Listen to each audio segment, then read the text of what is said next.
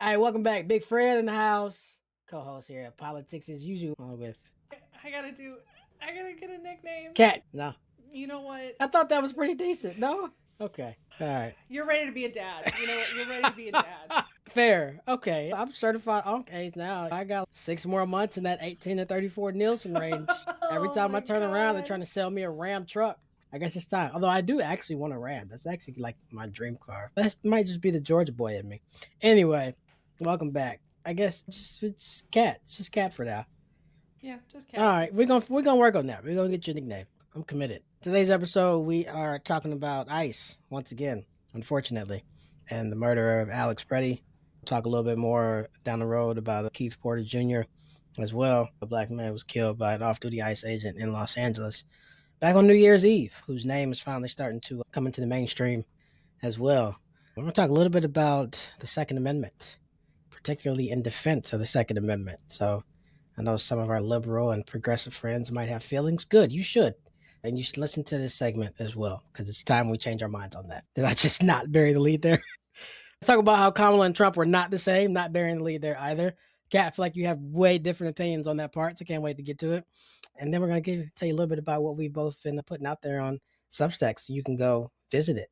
All right, and then rapid fire, we'll talk a little bit about Druski.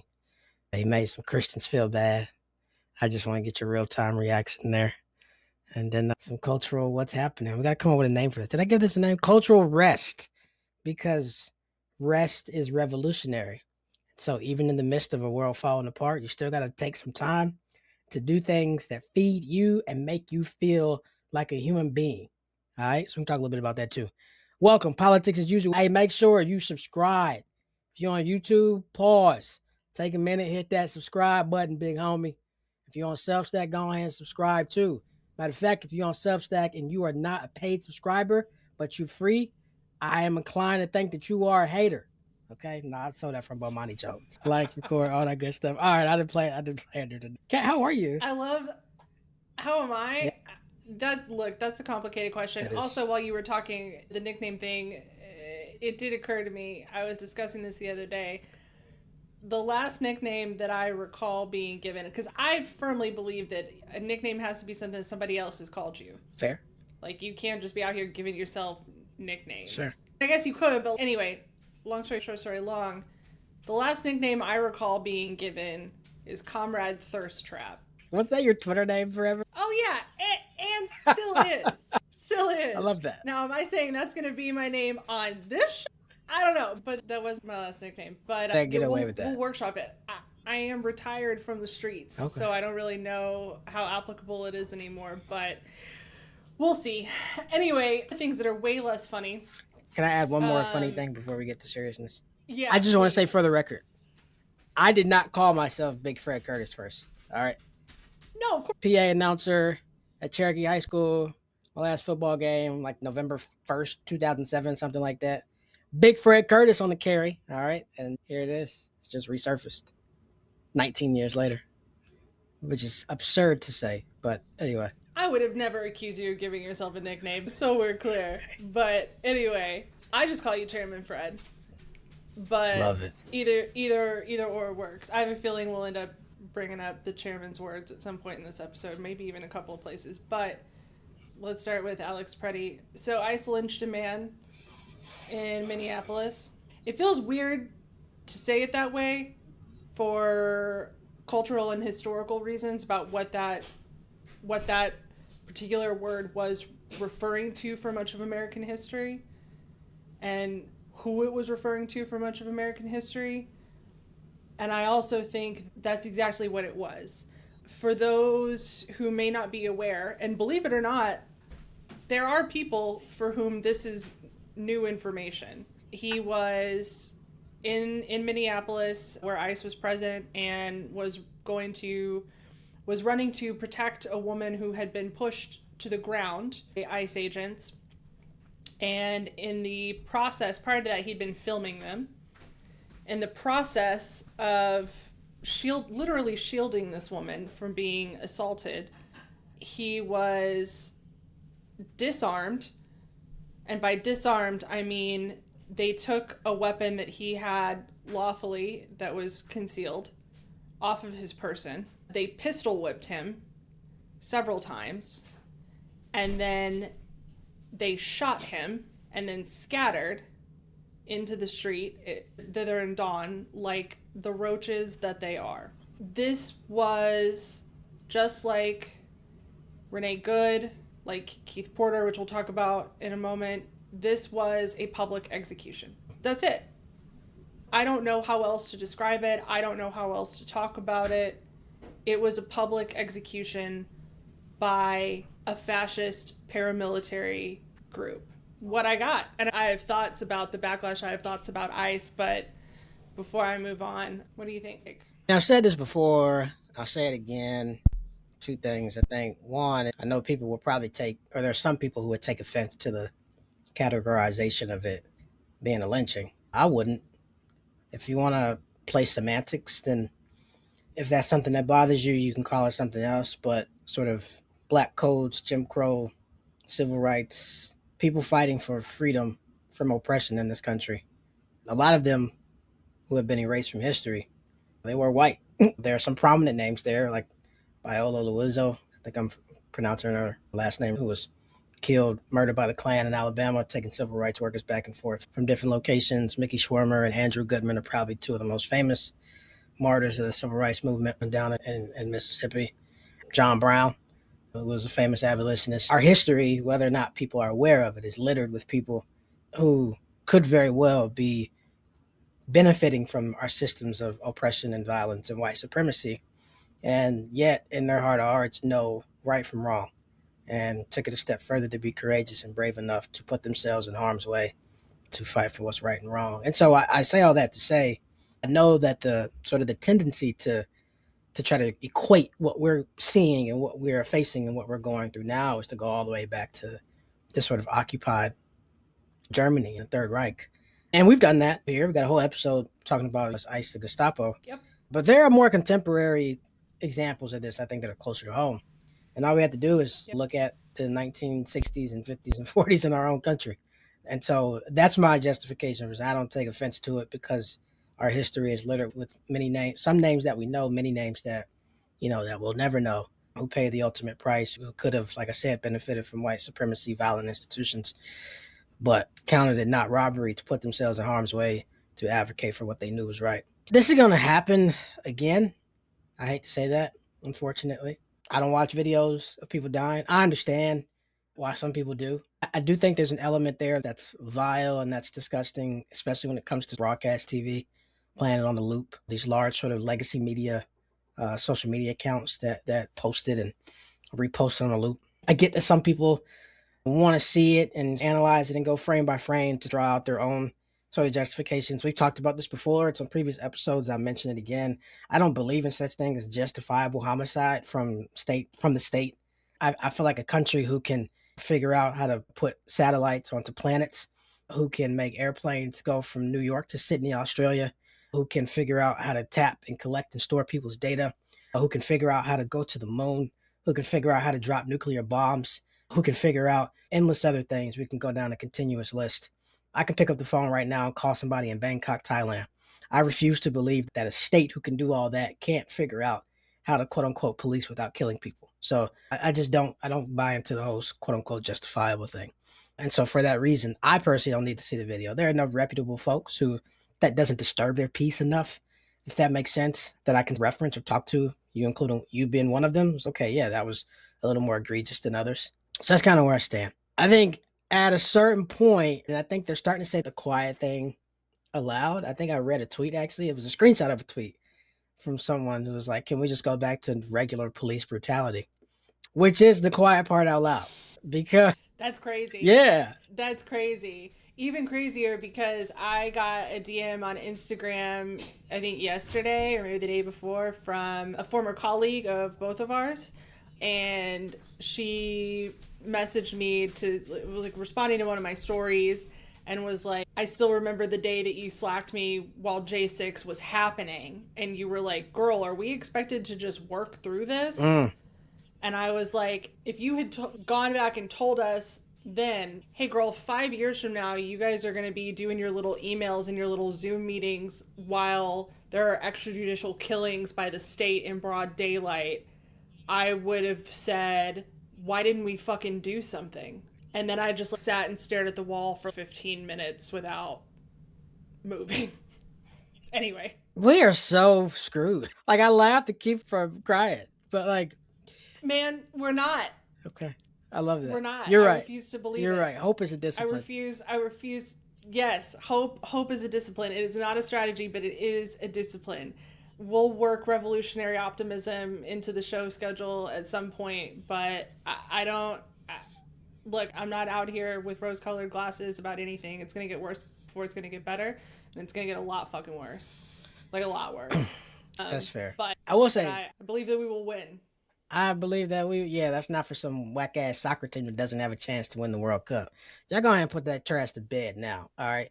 The United States men's national team has no chance to win this summer's World Cup. They'll probably be bouncing around the 32, around the 16 at the latest, and that'll be that. All right, I need to get that off my chest real quick. Hope is a discipline. You're absolutely right. I'll take that back. We are not screwed. However, I do think things will get much worse before they get better. I think the one thing I will say is this will wrap up my thoughts here because I think we expounded a whole lot on this when we talked about Renee Good. Is that we just keep seeing these lines, these red lines that just keep getting thicker. They just keep on getting thicker. And shout out to the folks in Minneapolis who I saw were out there in mass in weather that was negative 10 degrees. I know there are a lot of people who might be from there and know more of the politics there, know more sort of the cultural reset, nice white people in Minnesota and all that other stuff. I'm not getting into that. I'm not aware of that. I'm not a Minnesotan. I'll stay out of Minnesota business. What I will say is that there is undoubtedly an element that people from afar can notice what is happening in their country, be aggrieved by it, feel mournful about it, and then applaud folks who are willing to physically put themselves out there to show their disdain for what is currently happening. And I don't want to take away from that. Right. I do that. Like sometimes we do this thing to where, oh, like protesting is not enough or that's not enough. Hey, man, if you outside in negative 10-degree weather in front of some state sanctioned cronies who have already murdered multiple people, and there's no guarantee that you can't be the person that's next, look, I'm not going to give you a cookie, but I'm not going to tell you to go back inside and stop being outside because it makes you feel better either. All right. I do think there is a level of just physical showing up that matters. We talked about this in the last episode. Now, can it be the only thing? No. Right. At a certain point, some of this has to be backed up by the power of the purse. And that's economically saying, hey, we are backtracking from all these stupid satanic tech companies who have enabled this president and who have bowed before him, all in the name of them trying to be trillionaires instead of billionaires. However, what we can do in the meantime while we build those systems and structures of grassroots organizing, which have to be built offline. All right. We are not going to change the world and make it a better place by building organizing systems that are under the umbrella of these satanic tech companies who don't believe in democracy to begin with.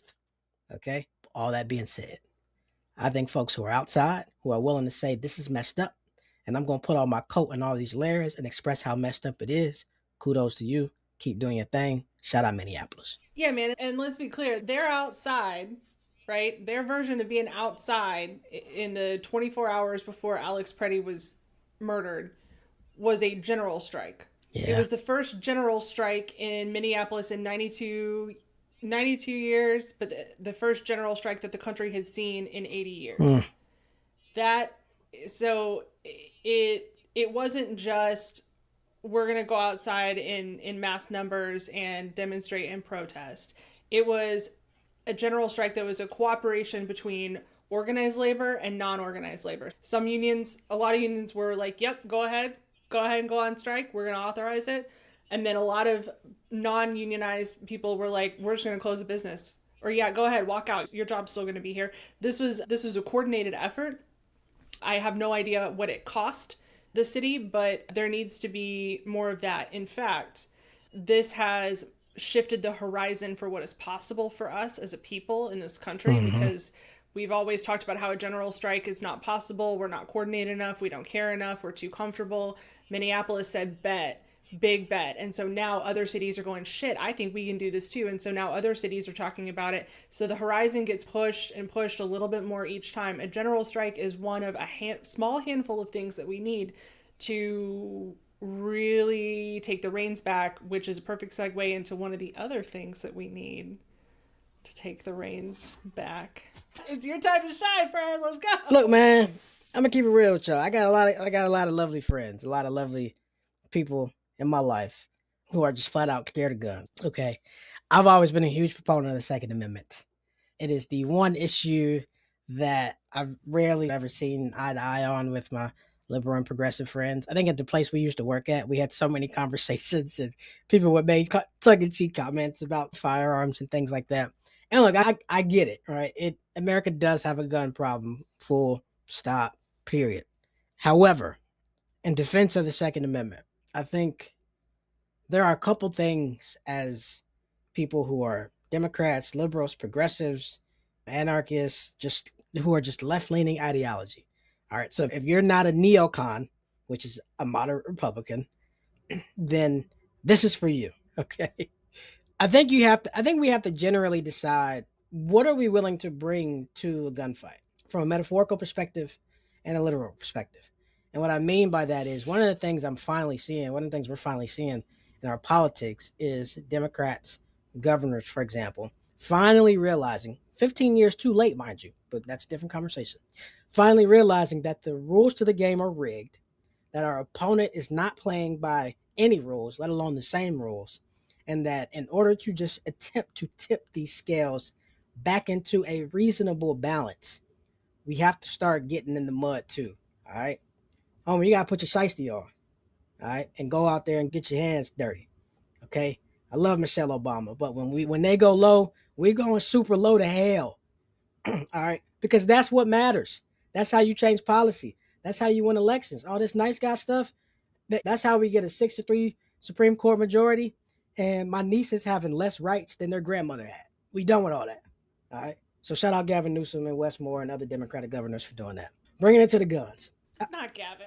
You don't like Gavin? All right. We're going to have to talk. It's not your 2028, You know, darling. hey, let me not, because we'll end up with a whole other than we plan to have. But no, yeah, please.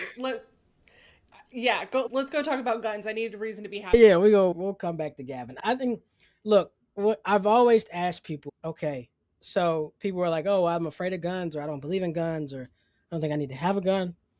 I respect that. But a lot of these people are the same folks who are abolitionists or who don't trust the police or who have had negative encounters with law enforcement. And so I say, okay, cool. If you're scared of guns and don't like guns, and you're scared of the police or don't like the police and have good reason not to, all right, when somebody try to run up in your trap, what are you going to do? You can't call the police and you have no weapon. The emphasis around the Second Amendment, in my opinion, is the word as it is and not as it should be. And I will never forget, I was in law school the day of the Sandy Hook shooting, December something 2012. I don't remember it, but I was driving home from Baltimore, going back to Marietta. And I was listening to NPR, heard it on the radio. See, I'm a good liberal. Been listening to NPR since I was in my 20s. And I surely, and I know I'm not the only person who's like this. I was like, surely this is going to be the thing that gets us to do something about guns. Not handguns, not shotguns, not defense, not home defense weapons, just high capacity, semi automatic, military style rifles, which, by the way, no one needs. However, in the aftermath of that, when we realized that these conservatives, these NRA people who are essentially a part of a death cult that we should talk about later on, all right, we realized that they are willing to let not just children, let me be clear, they were willing to let upper middle class white children be shot dead at close range by high capacity magazines. I knew there was no hope for any considerable gun safety reform this generation. And so, therefore, because those are the same people who went out and stocked up on weapons like they were Skittles when the first black guy got elected to office, we cannot be in a position to where we end up being outgunned, outpersoned, and outflanked. Okay? And if you break this down from a very sort of militaristic sort of tactic, all of our cities are surrounded by nothing but country, rural people who got plenty of guns. People always like, oh, it's only in the South or it's only there. My man's, you drive 45 minutes to an hour outside of New York City, outside of Chicago, outside of LA, outside of any of these major cities, you got folks in the sticks with their Trump signs and their AK 47s who just think something is coming.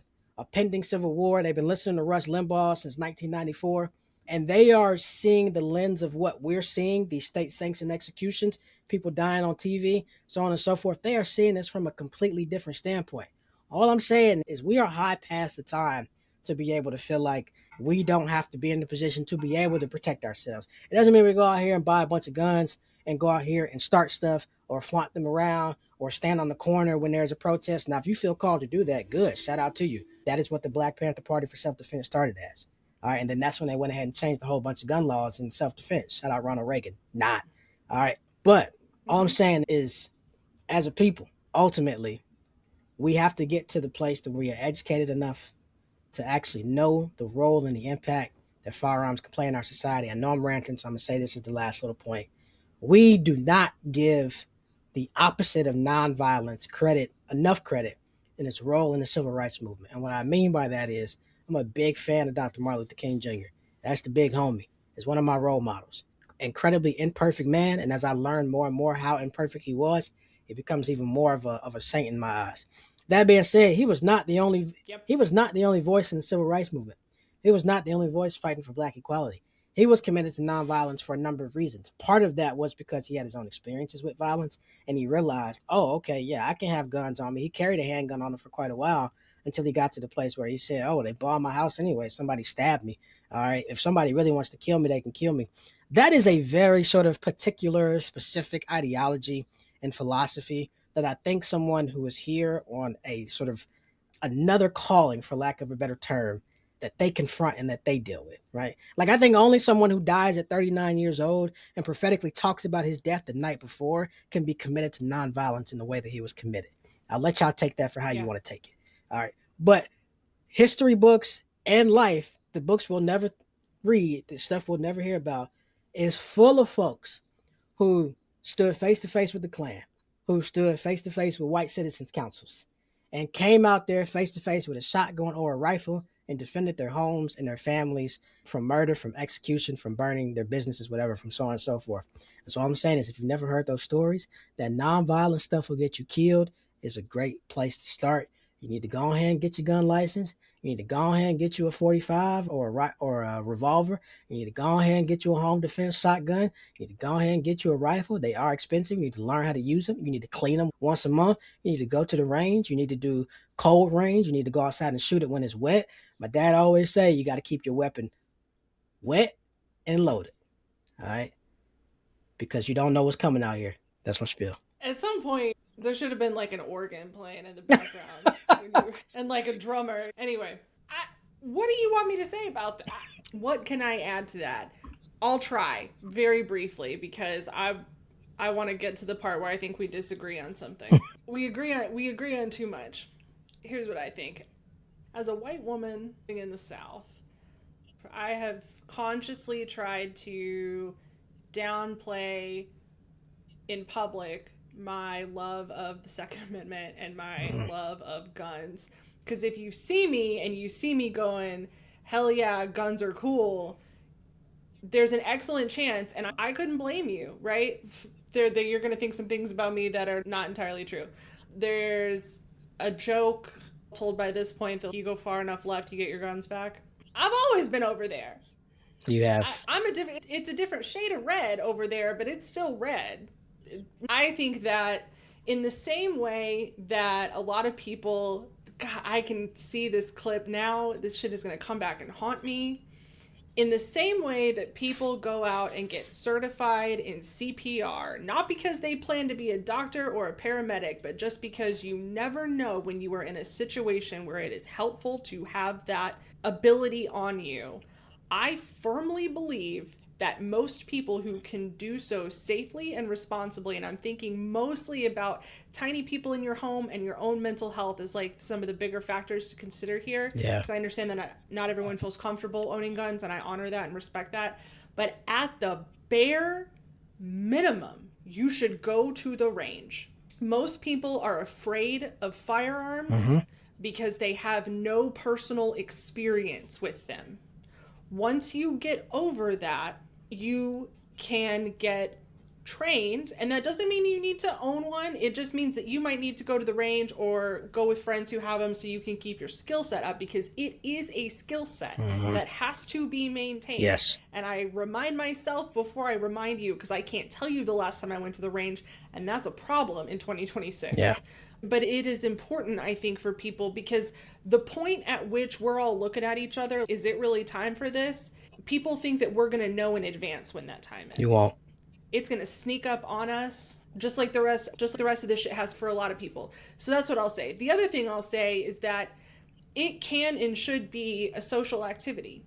And so this is not like an endorsement, but I'm just saying, if you are on the left and you're like, I want to hang out with other lefty people who are also into this, so I don't have to hang out with fucking conservatives in order to get like skills training. The Socialist Rifle Association is a real thing in this country, and a lot of different places have chapters. You don't have to be a socialist. You don't have to have any political involvement other than just being pretty left and wanting to shoot guns with people and learn about gun safety.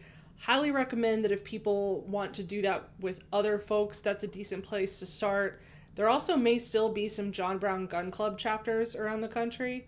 That is also a really good thing to look into, in my humble opinion. We got Bread and Roses. This is Bread and Blickies. Hey, did you just come up with that? Yeah. Oh, you got to trademark that. No, listen. I'm a socialist, Oh, Fred. you're right. I'm sorry. This is the The capitalistic the lawyer the in me. Ah. the SR, look, my comrades can have that if they want it. If you're listening to this, if you're a member of the SRA, you can have it, from each according to his ability to each according to his need. Amen. That is my gift to you. Bread and Blickies. Amen. Bread and Blickies. I love it. Oh, one thing you mentioned folks who aren't comfortable with guns for very serious reasons. And I appreciate you bringing that up. And actually, like a little moment of transparency. It's not a secret. I wrote a whole book about it. I got poems about it. I've struggled with suicidal ideation and thoughts and all that good stuff myself by the grace of the creator. It's been quite a while since I've been there. But I had a moment in life a while ago to where I gave all my firearms to a trusted individual because I was in such a dark place. I can't tell you I was ever actually going to do that, right? But I was down enough and thinking about things enough and in the season dark enough to where it just wasn't safe to have readily available access to firearms. And I think that's okay. And I think if you're a person who has had that before, who's had ideation before, or you got someone close to you who's an adult who struggles with that, and I think making sure you have a plan in place to where if you're in those spaces, right, who you might give your weapons to hold on to and whatnot, I think is important. And I just wanted to name that because that's a very serious sort of consideration there. And particularly now, I understand like everything that's going on is impacting people's mental health. It's dark at 4:30. There's 6 feet of ice outside, and so making sure that you have that type of plan in place is also a responsible part of gun ownership. Also, man, and I'm gonna name this too. If you got little kids, you need to lock your guns away. I would go a step further. Is that if you have small children in your house, you should lock your guns away and then have the magazine in a different yet easily accessible place. And what I mean by that is if you know that the actual gun is by the nightstand in the bed and the magazine is in the drawer on your dresser somewhere else, that's a whole lot easier for you to put two and two together than it is for a small child who might happen to stumble upon one or the other. Now, the most responsible thing to do is to always keep weapons locked away. Now, some people are like, oh, if I lock it away and I got to put in a code, that kind of defeats the purpose, so on and so forth. Bro, I guarantee, for the most part, right? If you are using your weapon for home defense and you got an intruder or something like that, you got time to put in 4 digits to retrieve that thing. What we don't want people to do is go out here, buy firearms, and then end up having accidents. Because unfortunately, firearms are the biggest killer of children in this country. Not car accidents, Mm-hmm. not anything else. Yep. And what we are advocating for is a twofold dual responsibility. And we're spending so much time on it because owning a gun is a responsibility in ways that our government has failed to acknowledge and to recognize and to appreciate, and in ways that these tyrannical sort of organizations like the NRA has been unwilling to put barriers and safeguards in place to ensure that people are living up to that responsibility. And so I know that's right. highly recommend people going out and doing it because you need it and you never know, when the time will pop off for it. But it comes with a responsibility. Same way of owning a car. You got to make sure you maintenance. You got to make sure you got your skills up. And so you need to go ahead and commit to both of those, big homie. All right. Listen, just because you can go on your lunch break to Bass Pro and get a firearm does not mean you should treat that shit with that same levity. I don't love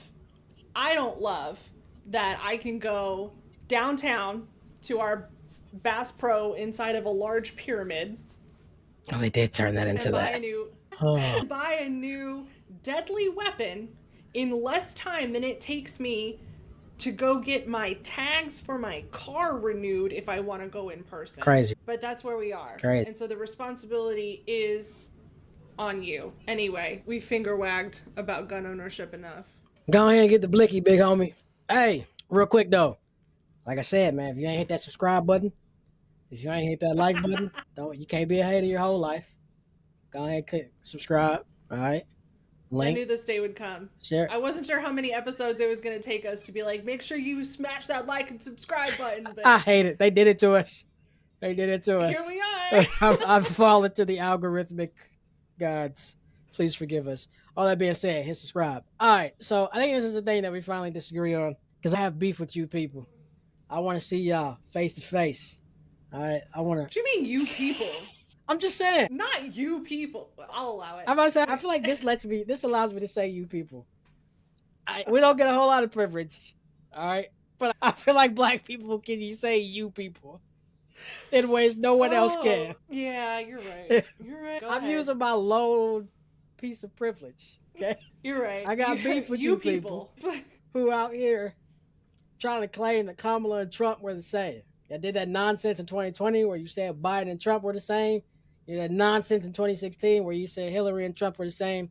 Look, there are plenty of clips out there where Kamala is very prophetically outlining how this commander-in-chief is willing, wants to, won't hesitate to use the military for his own personal political gains. All right. Now look. You think I don't think you were out there saying, were you? I don't know. Were you?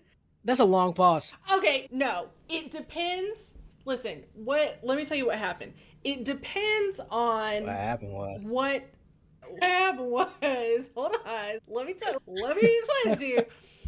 What happened was, no, for me it depended on what we were talking about. There were some things in which I would not hesitate to be like, the difference is night and day. Yeah. And then there were other things in which I was like, corporate wants you to find the difference in the pictures. However, let me be clear. What I punctuated all of that with, regardless of whether I was like, they're the same or they're very different, was, and all of that being said, I'm still going to march my ass to my polling location on election day and vote for that lady. Because I know what the alternative is. We all do. We've all seen it. But the sequel is going to be really shitty. So I'm very happy to argue with President Harris and Vice President Walz about Gaza.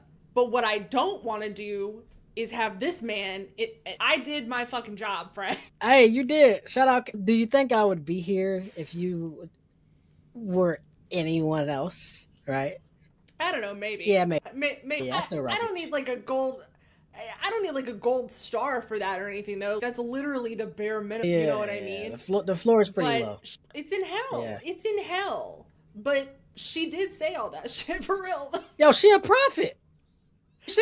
When she was vice president back in 2020, she called him out for wanting to use the military. Y'all can say what y'all want about that lady, all right? And there are plenty of criticisms to be had, and y'all is not you, all right? Not you. I'm just saying in general, right? When I say y'all know what I'm talking about, get your panties in a bunch if you want to. Look, y'all can say what y'all want about that lady. Those people, there you go. People. And y'all said a lot about her, all right? You can say what you want. And I thought a lot of the attacks against her were unfair. I thought having 107 days to set up and scale and run a presidential campaign was insane. I think people who are on their high horses talking about, oh, we didn't even have a primary are ludicrous because there wasn't. We can go into that's the whole totally different episode. But one thing that lady did She told the truth more than any other candidate since Jimmy Carter on that campaign trail. And you can go back and you can watch them speeches. You can watch the DNC speech. You can read press clippings. All right. That was one of the most stark contrasts in the history of presidential elections. And a bunch of you bozos fell for the bait and switch. And what I mean by that is, look, like I wasn't born yesterday. All right. Kamala Devi Harris, and I should name for people listening to this, I very happily worked for her in 2024, and that was one of the honors of my professional life. All right, I was really excited about the possibility of us electing a black woman president. So I'm going to lay those cards Sure. bare. All right, there's an emotional sort of attachment here. I wrote her a letter actually on Trump's inauguration day, first time in 2017, saying, "Yeah, you can't. I really hope you run for president." And can't wait to work for you. So I am not unbiased here. I will name. That being said, I never thought she was this revolutionary candidate who would bring about change in our sort of economic system. And suddenly we would have less poverty and equal schools and better wages and so on and so forth. What I knew unequivocally, in the same way I knew about Hillary Clinton, the same way I knew about Joe Biden, the same thing I knew about Kamala Devi Harris, as when put up against this guy who has no sense of sort of honor, no regard for the rule of law, no appreciation for the world order that was established after the greatest human atrocity in human history, which is the Second World War. When you peel back those systems, right, you don't know what you're inviting in. You don't know what sort of dismantling that infrastructure does to the entire world order. And people are like, oh, all Trump is doing is removing the illusion of safety and the illusion of order and the illusion of so on and so forth. I'm like, what the illusion does and what it's done for almost a century, it's kept people employed, it's kept people alive, it's kept people being able to eat food, it's kept people being able to have houses, it's kept different countries. No, I'm not going to go there. But it's done a lot of things from a very practical standpoint that enables people to have the bare minimum things that this country professes to give everyone, right? Life, liberty, and the pursuit of happiness. What I am comfortable saying is that if we had a President Harris instead of a president, you know who, there are lots of people who are unfortunately no longer with us who would still be here now. Now, I don't think anything would be all that different from a corporate standpoint. I think we would still definitely be the United States corporations. I think wages might be a little higher. We can go down a different level of a list, but the removal from of any sort of democratic republic norms of sort of political correctness. Like people always say, "Oh, I don't want to be politically correct." Nah, bro, you actually should be. Like, there's a level of that matters. And now we got wars out the wazoo. We got genocides going on in 5 or 6 different countries. We got masked state sanctioned police, law enforcement, faux law enforcement killing people in the streets. We got can't nobody afford nothing. I'm just saying, man. Like Mm-hmm. y'all, you be wanting to sound all intellectual, saying these two people are the same, and in some ways they are. But I'm gonna close my little rant with this. It gets on my nerves because I'm like, our parents, for example, like sometimes there were elections where they had to choose between Walter Mondale and Ronald Reagan. Remember when shit was boring? Like they weren't excited about no one was like, oh yeah, can't wait to vote for Walter Mondale, right? Yeah, George H.W. Bush and Michael Dukakis. We got to get this nonsense out of our head that we always have to be excited about the other option. Like most of voting is choosing the lesser of two evils. You know why? Because you are getting one of them anyway. You are not accomplishing anything by sitting it out. Nothing. I don't know who needs to hear this. I don't care what little Stanford or Harvard Review article you read. I don't care what your sort of overall ideology is. You are going to be under the authority of one of them regardless.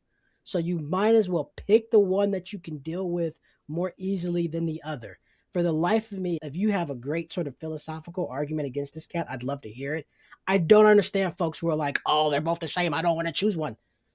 It's not like you're choosing between a Big Mac and a Whopper. You can actively choose to get neither. In November of last year, you were getting Donald Trump or Kamala Harris anyway. You were. Doesn't matter what you did.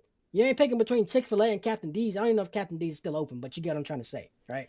That's my problem with that Yeah. whole philosophy. I don't understand it. I do have a philosophical argument against it, but this doesn't feel like the point in human history where that's really the most salient point that I could be making right now. Fair. And also, I would only engage in that type of debate if we were in a place where, for example, people want to talk about, oh, they're both the same, oh, it doesn't matter, and then you're like, you're going to get one either way, right? To your point, and they're like, yeah, I know, so it doesn't really matter.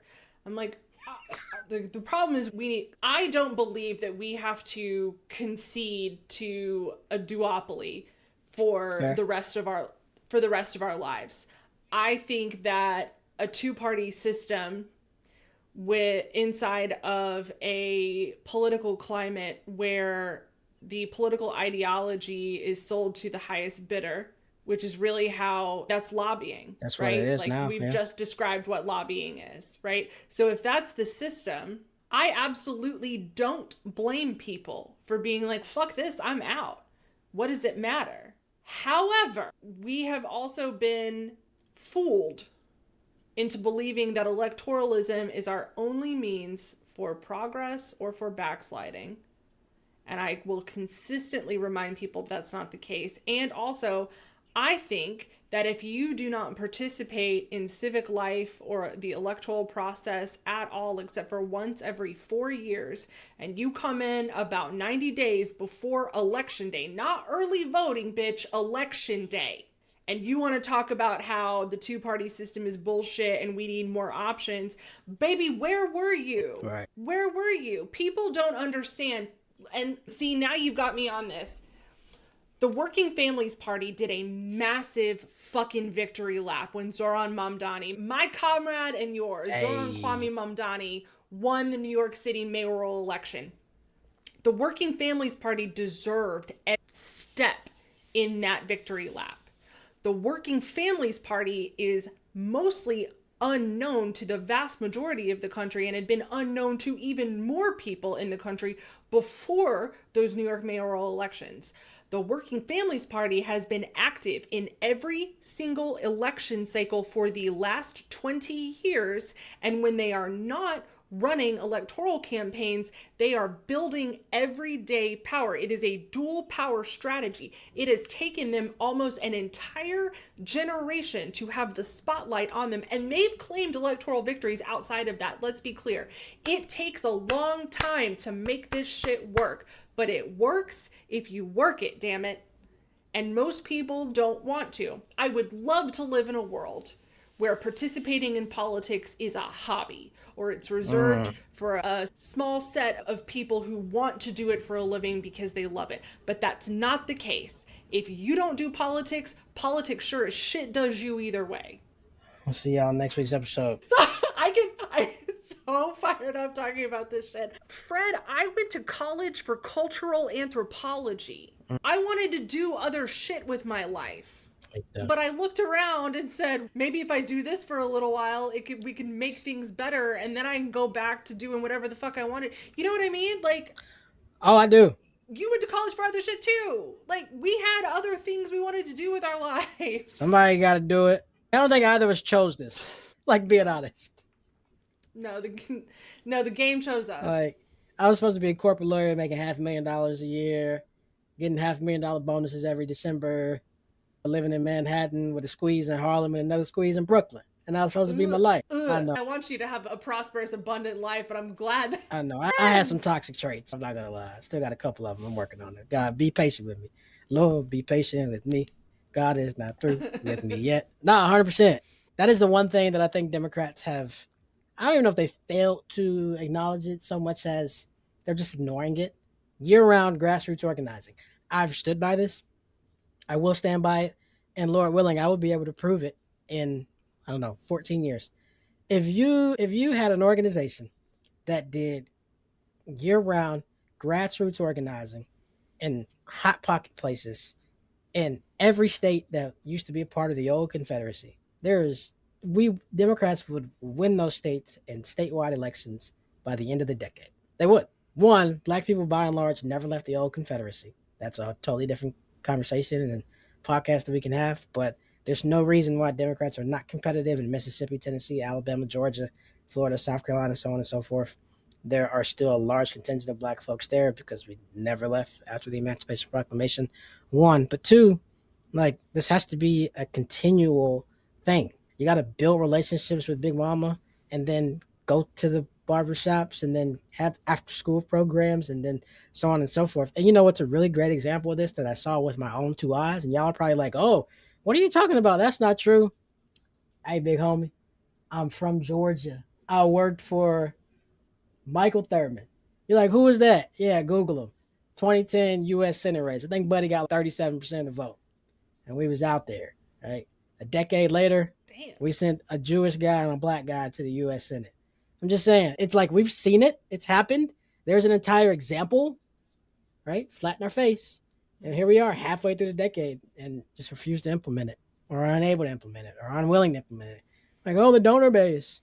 Anyway, that's what it is. Politics as usual. Really making that title work for us There today. you go. There you go. Kat, you've been writing your behind off, though. Here in the Substack Restack. Yeah. We are both writers, too, by the way. In addition to hitting subscribe and liking this video, otherwise you're a hater, then you need to go over to our Substacks and subscribe to those as well. Mine is relentlessfred.substack.com. Kat, what's your Substack? It's called The Narrative Brief. The Narrative Brief. Dope writer. You like, how can she be more dope? Matter of fact, I had a friend text me, quote, Kat is fantastic today. So shout out, Kat. Shout out, Kayla Horn. Appreciate you. Big homie. Hell yeah. Know what I mean? What you been writing? That makes me happy. Not much until recently, but I just published a piece yesterday called We Need to Grieve the Future Before We Can Fight for It. And I'm not about to sit here and give the whole shit away because if you want to read it, you got to go to my Substack. My Substack is free, which is crazy. I should probably be charging for it, but let me go ahead and get more than two essays up and then we'll talk about it. Right now, I got the two. But yeah, so it's this, I've been turning this concept over in my mind for a while and I wasn't really sure what to do with it, but there's this guy whose writing has like really heavily influenced me in a lot of different ways. His name's Mark Fisher. He wrote a book called Capitalist Realism, which I think is really excellent. I think every person should read it. But my latest piece on Substack references a different book of his called Ghost of My Life. And the piece itself is about the idea that we might actually need to collectively come to terms, at some level, come to terms with the fact that the future that we were promised, sold, marketed, believed in, however you want to phrase it, is not going to come to pass, which is a strange thing to wrap your mind around because then it's, what are we fighting for at this point? What are we still out in the streets for? What are we doing this for? I would put to you that we're doing it for a different type of future. And the piece goes into, it weaves this idea, the concept is called hauntology, and this idea of lost futures haunting us in the present. I posit that is one of the factors that is making this sort of mass mobilization, mass organizing so difficult for people right now. You're seeing, many people are saying this, they're not seeing the mass mobilization across the country at the level that we should. We're underreacting. We are underreacting to this administration. We are underreacting to it. And we're all just looking around at each other. Everybody at like various levels of organizing depth and experience are going, what are we doing? Yeah. Or really the question is like, why aren't we doing anything? Go a little bit into my hypothesis about this, and it's because we haven't come to terms with the fact that the future that we have been fighting for so long is actually never going to come to pass. And in any type of collective resistance and like mass movements, there is always a shared future, a collective future that you are working toward. We don't have a sense of what that is anymore. Without coming to terms with the future that is not going to come to pass. And so like for millennials, the whole thing was like, go to school, do decently in school, learn a trade, go to college, whatever, graduate, get a decent job, get a starter home, get married, have kids, move into a bigger home, and then, 401k and retire. That shit is not possible for most of us now. In our generation, it is even less possible for Gen Z, for Gen Alpha. And so if that's what we're holding in our minds, if that's what we're working toward, that feels impossible right now. And that's because it fucking is. And we should feel all of the feelings that go along with that: anger, loss, disillusionment, ambivalence, like all of it. But we have to start this collective process of going, man, we're never going to have that. That sucks. We can be sad about it. We can be angry about it. We can want revenge. We can want retribution, whatever. But also, we have to decide if we agree that this life, that our lives, that civilization is worth fighting for, because that is the central point of alignment that we have to be before we can move forward. Do we deserve to continue to be here or not? It's going to take some effort. The potential upside, if you want to look at it that way, is that we now get to say, so if that's not the collective future, then what does it look like? Then what can we build from this gaping void that authoritarianism will leave in its wake? That's what it's about. Wow. That's the piece.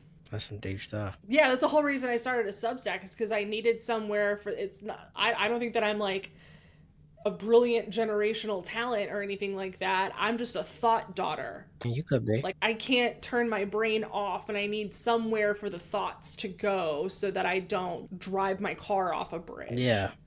I think we're the same in that regard. That's fascinating. Yeah, I started reading it, I'm not going to lie. I'm going to dive into it tonight in my quiet time.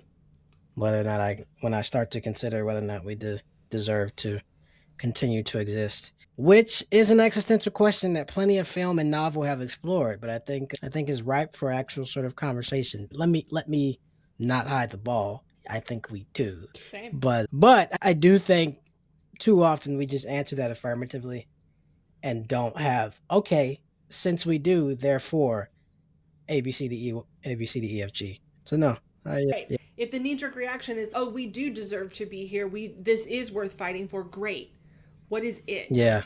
If we deserve to be here, then why? Because we will be what? We will create what? We will discover what? We will love what? What is it? That sort of collective imagining has to start to happen so we can orient ourselves toward the future we want. I promise you, as soon as we don't even have to get all the way there, but as soon as we start to conceive of what that could be, it's going to get us a long way, I think. No, I think that's an important point, though, because I would argue, I think there are people who don't think that we deserve to be here. I think many of them occupy office in this country. I think many of them are CEOs or C-suite leaders of tech companies. Whether or not they have affirmatively and consciously said that, there are tons of people making decisions with access to a lot of capital and levers who have fundamentally made the decision that we, you, me, anyone listening to this doesn't deserve to be here. But they do. And of course, naturally. Yeah. Naturally. So I was just throwing it out there. Fascinating. I don't think mine matches up to that. I recently wrote some kind of new Keith Porter Jr.'s life didn't matter to some people. Short piece. I've been struggling to write a lot lately. I don't really know what it is. I don't necessarily know if I blame the times. I think everything going on is part of it. I think another part of it is I just have too much going on in my own life. Good stuff, professionally, to be fair. And then also just a level of, hey, I want certain things to be a certain way and of a certain sort of, I don't know, value before I put them out. I'm starting to try to get off of that. I feel like I should just write and put it out and send it. Everything doesn't have to be immaculate, but what I think might be immaculate is probably doesn't hit that hard, and the thing that I think sucks might end up changing somebody's life or sparking the next mind that changes the world or saving somebody from dying by suicide. Bro, ain't that always the way? Yeah. Really? So just got to write. And so basically I just talked about Keith Porter Jr., man, the young man who was murdered by an ICE agent out in Los Angeles on New Year's Eve, undercover ICE agent. I'm not going to get into the details of what Porter was doing or wasn't doing. Plenty of people refute the story of the ICE agent. And look, I've said it before, I'll say it again. Our history is littered with times to where official accounts from law enforcement agencies, from government, so on and so forth, have proven to be false. From as small as Rodney King to as big as the Panama Papers.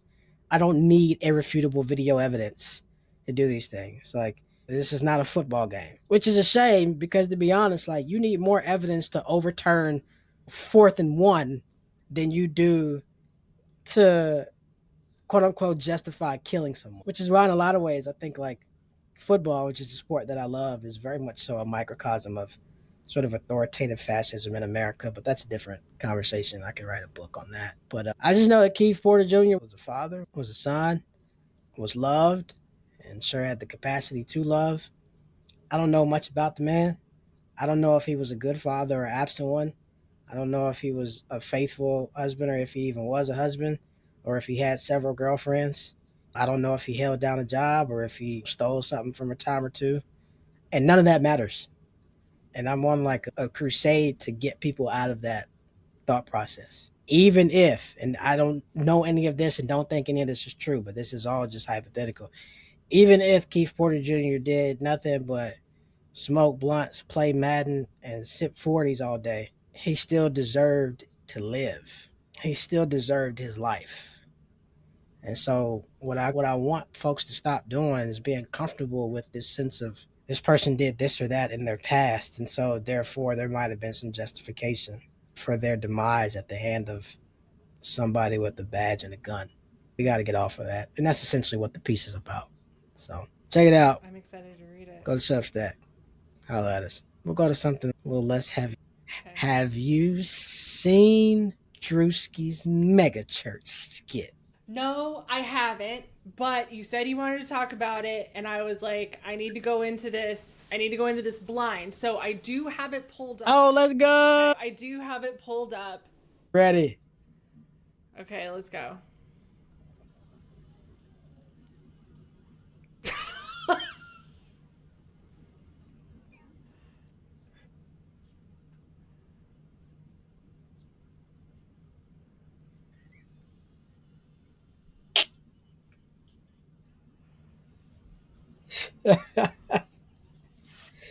Hold on, with the Dior?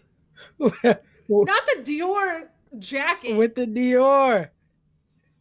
Like Christian Dior. Sorry, are there pastors actually running around wearing like yeah, okay, all right. I had to ask. Okay, moving on.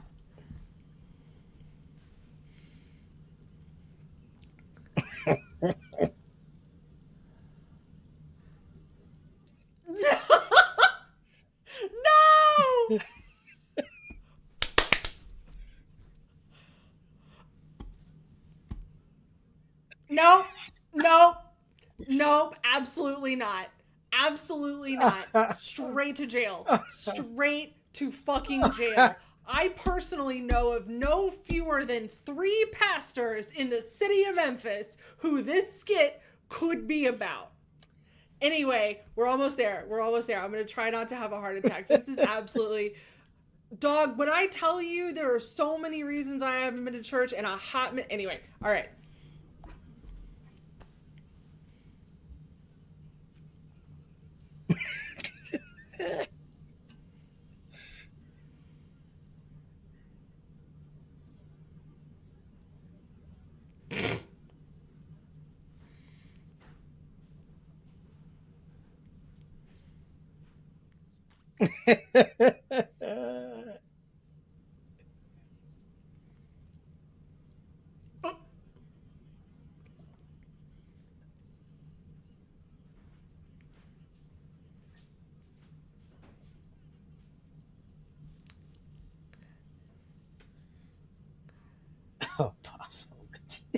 Apostle?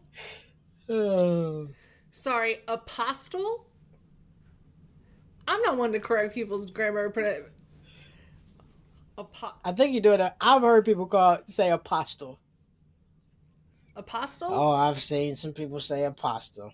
Which, actually an apostle is someone who saw the resurrected Christ with their own 2 eyes. So there are no apostles walking the earth. But anyway.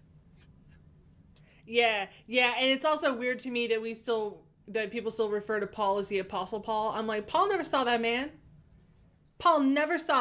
Do you understand how time works? Anyway, let me not. Moving on. You're opening up some words.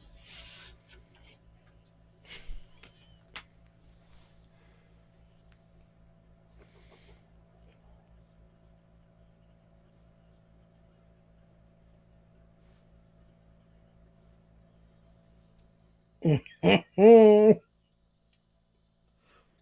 Oh, I thought we were gonna do the whole song.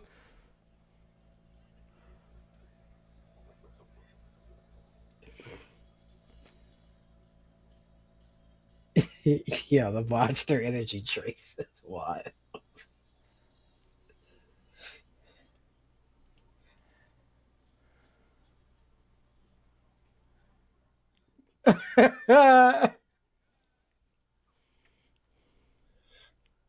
Oh, that's it. That's it. Oh man. Mm, mm. Look, talking about the mission in Zimbabwe, that reminds me of an old Steve Harvey bit from Kings of Comedy. He was talking about the building fund. Oh, I ain't seen that in so long. Man, you gotta rewatch it. I can't remember it word for word, but just paraphrasing, he's always passing the plate around for the building fund. Always. Building fund been there for 40 some years, ain't put a doorknob on the church.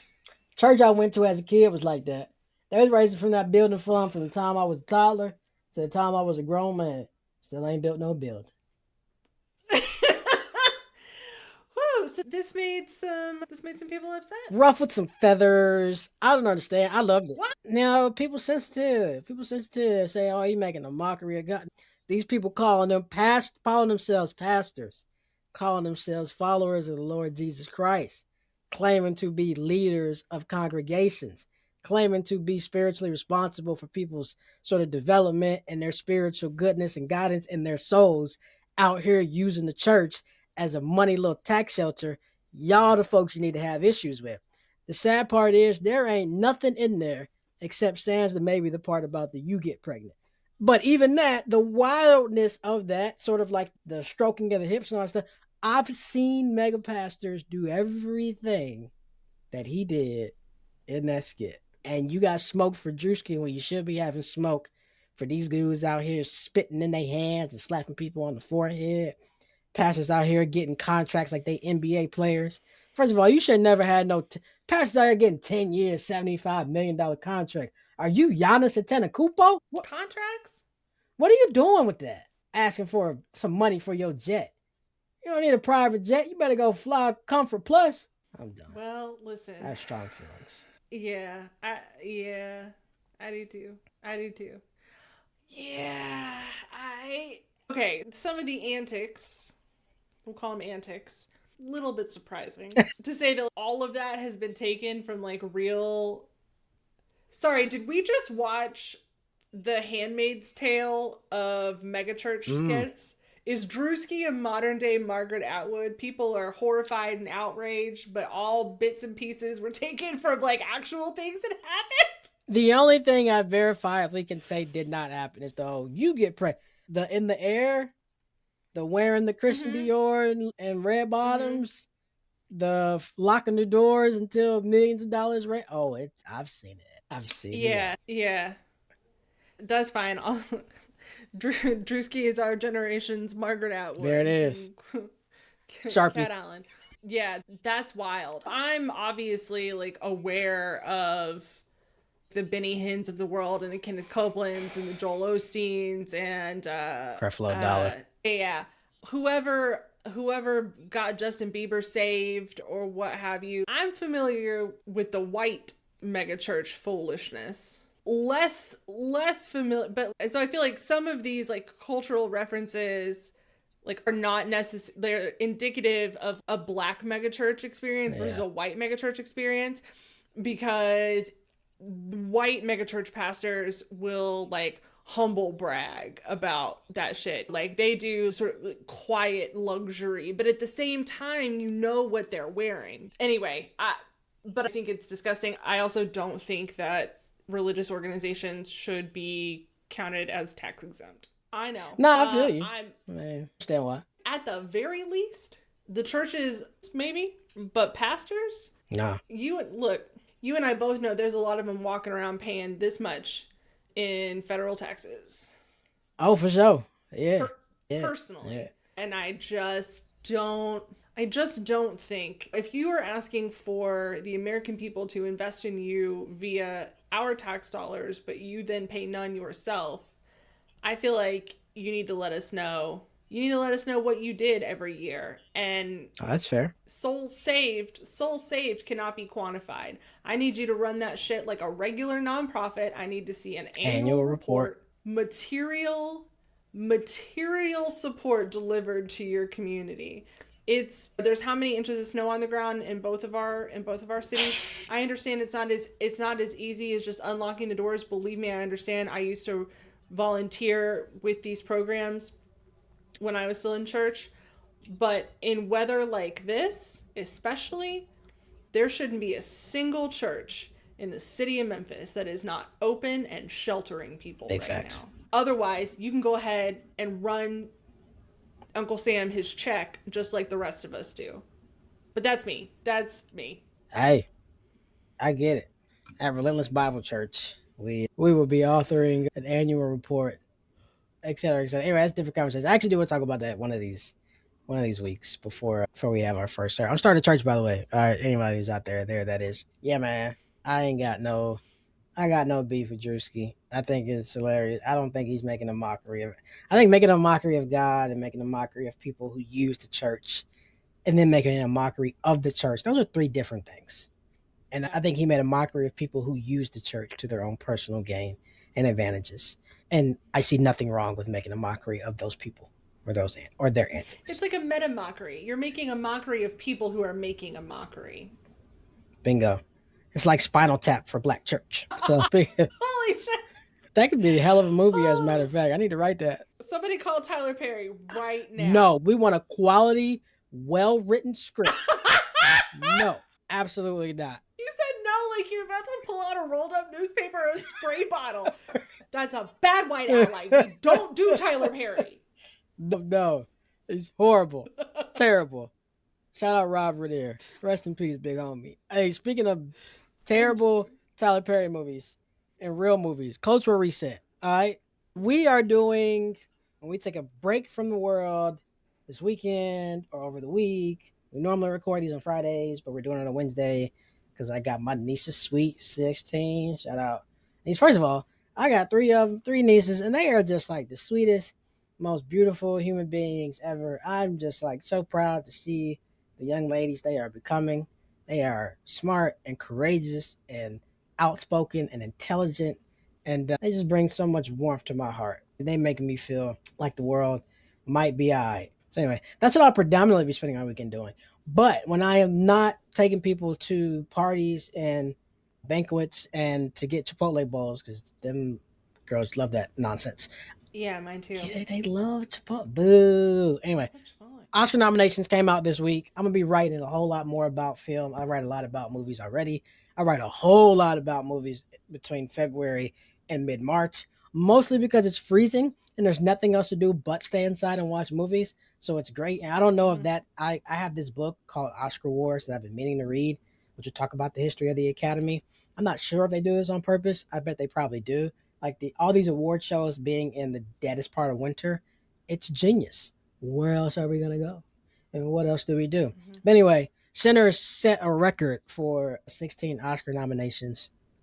The smash hit directed by Ryan Coogler, starring Michael B. Jordan and a bunch of other folks, including Michael B. Jordan, Best Actor, Ryan Coogler with the Best Director nod, and a bunch of other folks. I watched a lot of movies. I saw a lot of movies last year.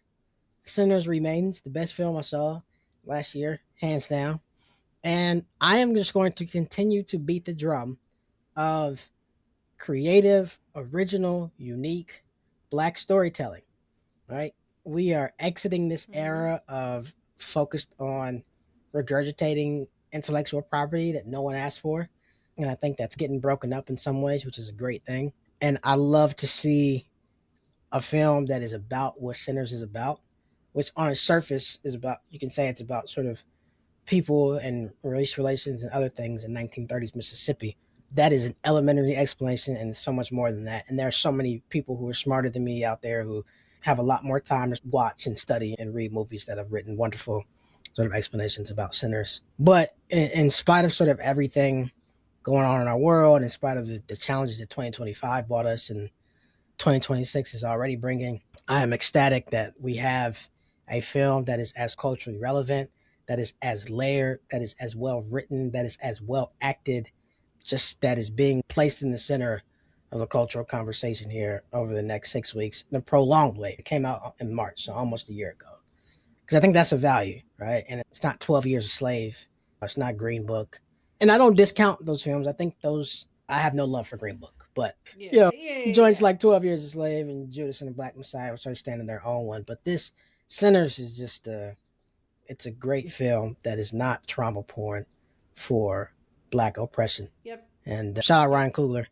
And yeah, show me I'm rooting for everybody that's Black. So I'll be watching Sinners again, and I'll be watching some other Oscar-nominated films. What's your culture reset? Hell yeah. First of all, speaking of Judas and the Black Messiah, I made my family watch that over the weekend. We were snowed in. Oh, I was like, y'all ain't seen this yet? They're like, no. it's one of my favorites. It's one of my favorites too. Yeah, I'm a massive Fred Hampton, Huey Newton, Bobby Seale. I'm a massive Black Panther, Party for Self-Defense enjoyer, and also Young Lords and anyway, whatever. This the whole other thing. But no, they'd never seen it. My boyfriend had never seen it, and I was like, dog, I don't think I can marry you until you've seen it. I mean, that's fair. I don't like I know that you know the type of shit that I'm on, but if you haven't seen this, you know anything about the Black Panther? No? Okay, then we're watching the movie. Anyway. I'm leaving without no call, Rick. Sorry, I had to get that out. God, Daniels. And then afterward, I was like, okay, now we're going to watch archival video of Fred Hampton so that you can appreciate the job that Daniel did in that role. One of the best performances like ever. We don't talk about it. The characterization, yeah. The characterization of Fred Hampton was like an absolute masterclass. But anyway, I also will watch anything Lakeith Stanfield is in, point blank. My man. Period. I love that man real bad. What am I doing? I put this in the show notes. Being a witchcraft micro influencer. Yeah, because like I don't have enough shit to do with my life.